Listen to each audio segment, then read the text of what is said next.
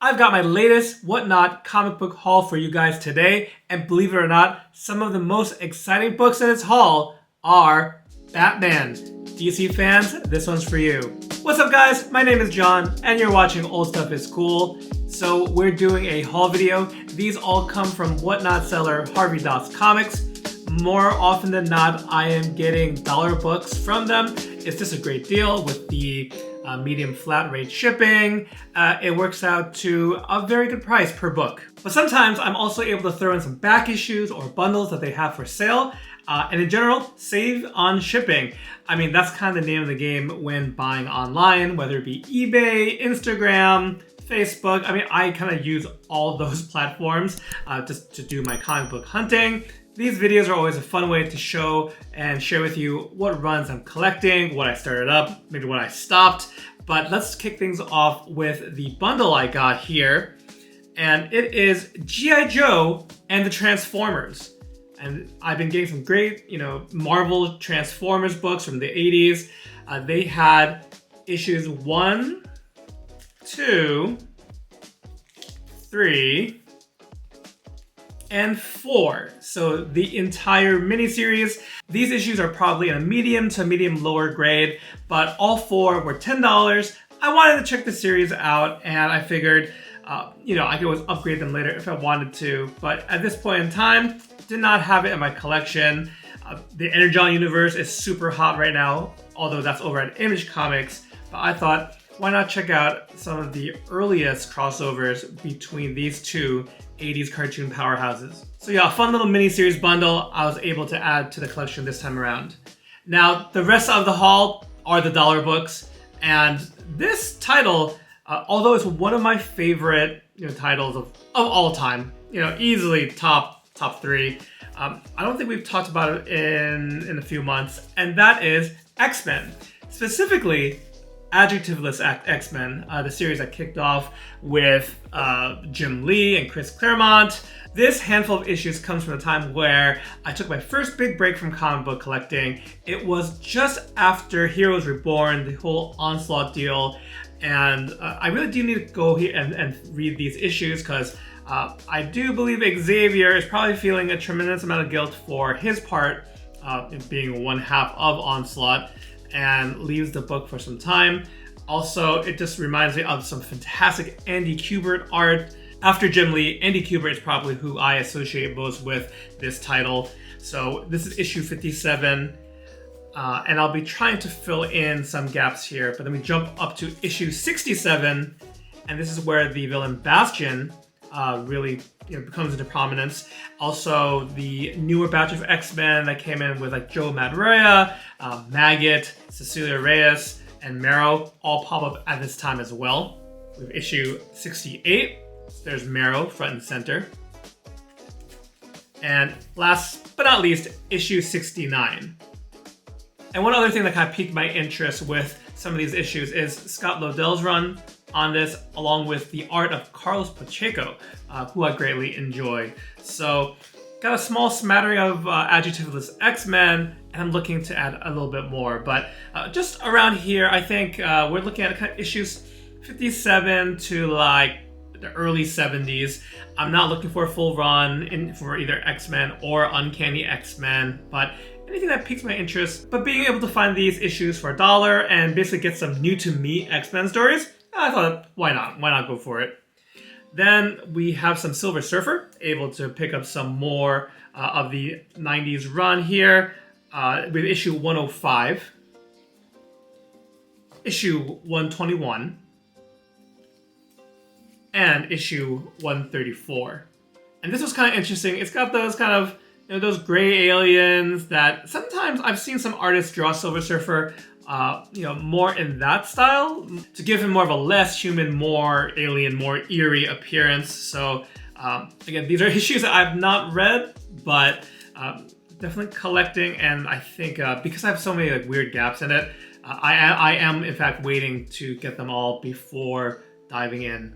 One also little tidbit is I think James DeMatteis, I think that's how you say his name, as well as George Perez were some of the writers for issues like above 100, which is the part that I'm less familiar with.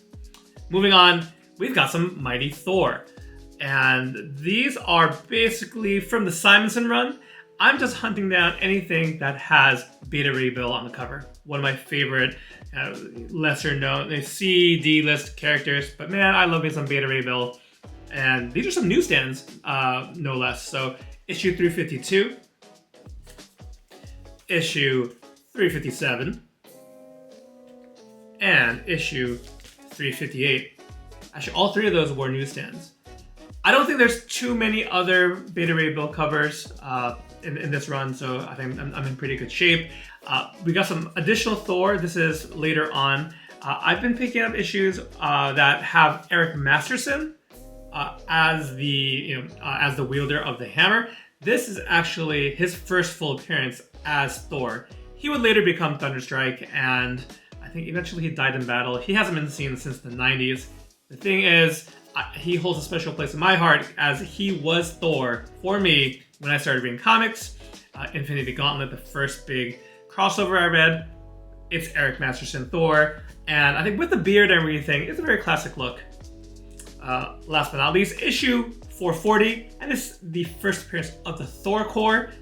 We got Beta Ray Bill's back, and then I am gonna totally blank on his name, but the Thor from the future, I'll be sure to put it down here in the post-production, but he was introduced during this time. I think Tom DeFalco was writing it, and it's some fun issues there. Next up, we have a new title alert. This is the first time I've ever picked up this title, and I've got 3 issues, no less. We're talking about Marvel Fanfare. And just, I think, from what I understand, Marvel Fanfare, back in the day, $1.50 was quite pricey for a monthly book, but this had higher quality paper, it had no ads, and actually there's some beautiful front covers and back covers. Oftentimes, I think they also would have 2 stories in it, like one long, with the A story and then a B story, which was much shorter. The issues I got all surround Moon Knight, one of my current favorite characters to collect. I saw this cover go up on the Dollar Show, and I knew I had to pick it up. Then I checked, the different Moon Knight collections. Oftentimes, the omnibus, the epic collections. Like if Moon Knight appears in Spider-Man for a significant arc, oftentimes they'll collect that. He had a few Marvel Fanfare stories that were collected, so that was one of them. And I've actually had a chance to flip through them. These were fun reads. I mean, they vary in quality, but this is issue 38. And this is a time in the character's history which I'm kind of less familiar with, so it's kind of interesting to see who the supporting characters are, what's the personality and characterization of in particular, Moon Knight has multiple personalities, how they're portrayed. Lastly, issue 39. In this case, Moon Knight was the B story, and actually a fun story here with Hawkeye. So yeah, getting some of those kind of off the beaten path Moon Knight stories, but Marvel Fanfare being a fun read. I think if I can get some other interesting issues for $1, I'll definitely snatch it up. But keeping with that Moon Knight, thread, I got a bunch of issues of Mark Spector Moon Knight, the 90s series. A nice little stack here. I was pleased to find that Megan and Harvey had gotten a bunch of Moon Knight issues, and these kind of run to they're around mid-grade, but this series in particular, I'm just kind of picking up issues as I run into them. So issue 13, and these next few actually are all newsstand as well. Issue 14, issue 15, nice little block there. Issue 21 featuring the Punisher.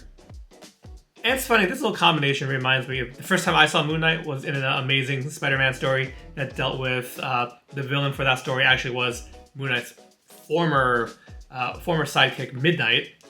So it's kind of cool to see this particular combination show up together again. Issue 22, a creepy cover featuring Chainsaw. Yeah, Chainsaw. And then issue 41, an Infinity War tie-in where they had to fight their evil doppelgangers. So this is kind of, I don't know if this is peak crossover, but all the main titles had to do an Infinity War issue, and the heroes, I think even some of the villains, no, most of the heroes had to fight their evil doppelgangers. Yeah, I'm confusing Infinity War and Infinity Crusade. Sticking with the street vigilante theme, we've got some Daredevil. I'm always on the hunt for some interesting Daredevil books, and this one we've got the Joe Quesada, Kevin Smith Daredevil series, The Marvel Knights, issue number 2. This was notable. It's an early variant cover, and it features J. Scott Campbell. Fun artist. I'm not running out to pick up every J. Scott Campbell cover, but he does some fine work. And it's Daredevil and, of course, Black Widow there. Then from the original series, we got issue 308, issue 202, and then I was very pleased to find this one, issue 191. This is the last issue in Frank Miller's initial Daredevil run. So very happy. And this is written and drawn by Frank Miller. So some excellent Daredevil finds there. And now, as I mentioned at the top of the video, we've got some DC. And these are probably the best finds from this particular haul. But first off, it's Detective Comics 668. Almost done with my little Night Quest run here. This isn't a crazy find. It's just lumped in with Batman. But we've got Batman Year 3, parts 1 through 4. Starting with issue 436. These also are like mid to lower mid grade, but I think very, very prominent. I mean, this one in particular is the first appearance of Tim Drake, the third Robin. Speaking of Tim Drake, he was Robin when I started collecting comics. He was Robin for, well, part of the Batman animated series. And yeah, I think getting his first appearance was a great score. So we got issue 436, 437, 438, and part 44, 439. So that's year 3. I have not read these yet, but seeing as I have all 4 parts, looking forward to digging into that. But wait, that's not all. We also have, what I thought was a really cool cover, issue 441. This is a part of A Lonely Place of Dying, part 3 of 5, which was a crossover with the Teen Titans. I think I'll try to get the other parts of the storyline, at least the Batman issues for it. While the cover stood out, we have one other significant book, also Tim Drake related, issue 457, great cover by Norm Brayfogle, and this issue is the debut of Tim Drake's new Robin costume, which I actually think that's a great design. Now, for my Batman fans out there who are on top of, current DC comics, I think there are too many Robins. Tim Drake, one of my favorites of the run, has been largely overshadowed by 2 things. One is the introduction of Damian Wayne, who has really come into his own as a character. I quite enjoy him, in particular, his relationship with not only his father, Bruce Wayne, but his relationship with Dick Grayson, especially their time together as Batman and Robin. But because of that, and the return of Jason Todd, who's now the Red Hood, I think Tim Drake really gets lost in the shuffle. And I mean, I know they've tried different things with the character, changing things up, trying to find what niche to put him in, but I'm not sure if anything's really quite sticking. I will say though, he did pop up in the most recent issue at time of recording of Batman by Matt Fraction. I was pleased to see him, but at the same time, it kind of stressed that feeling of he was kind of lost in the shuffle, kind of lacking an identity of his own in some ways. But I'm a very casual Batman fan, so I don't know if you have a hot take on Tim Drake or how you think he's being utilized. Let me know in the comments. I would love to hear from you. But Tim Drake pontificating aside, it's really great to pick up some of his key issues in comics history. I do think, I have hoped that they will find a good place for him in the current continuity.